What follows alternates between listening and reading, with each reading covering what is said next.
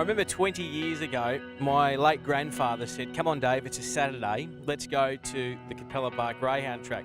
I didn't really know or understand what it was, but I soon learned over the next 25 years that it was just a magic place to come.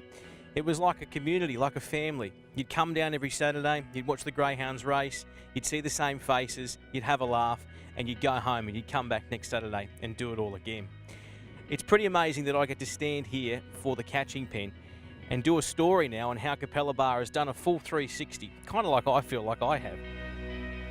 As of this week, Racing Queensland have announced that the Capalaba Greyhound Racing Club are now going to have tab meetings.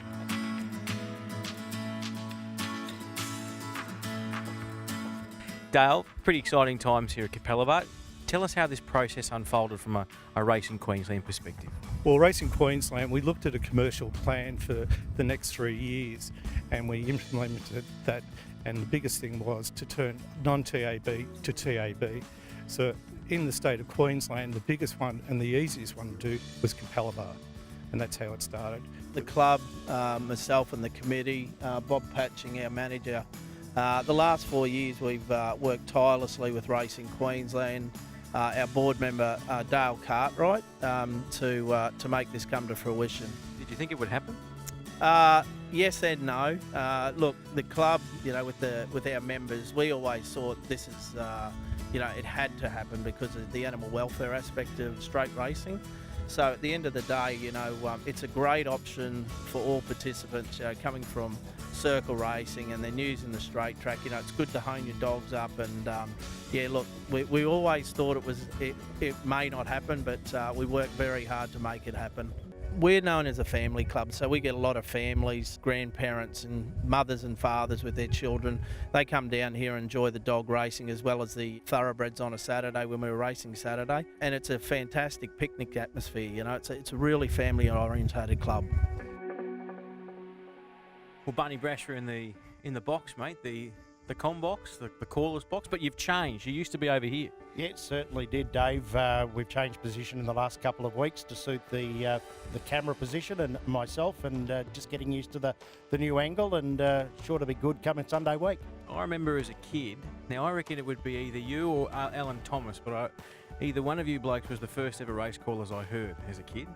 And I remember being here as a young fella and watching these dogs, and your passion is just as bright as ever, mate. Well, Dave, I've been associated with Capalaba one way or the other since I was in grade 10 at school. I first called here back in 1983 and called for 3 years before I had to give it away when I first started at Radio 4BC, and was working there for a time being on the Saturday afternoons, and then eventually got the chance to come back in 2010, and I've been the resident caller ever since. And what about performances? Because there's been some good dogs that have raced here, but there'll be some even better ones now that the club's going full tab.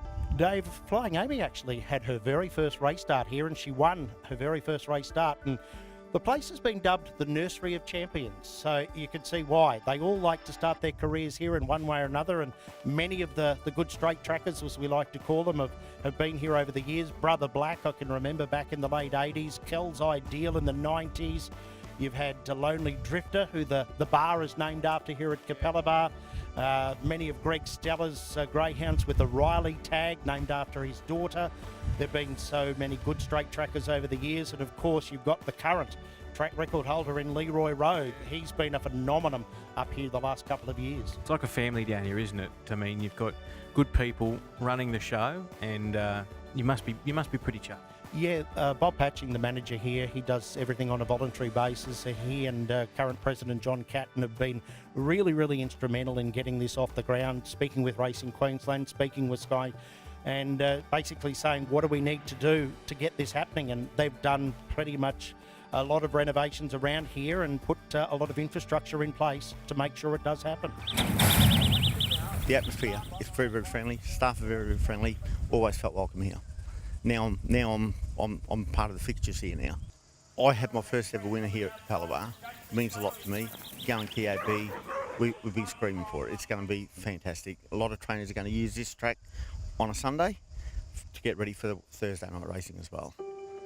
We just hope people come and support us. We really do. Bob Patching, manager of Capalaba Greyhound Racing Club. Mate, we're here on the track. Must be pretty proud for you to say that in the coming Sundays we're going to have TAB racing here.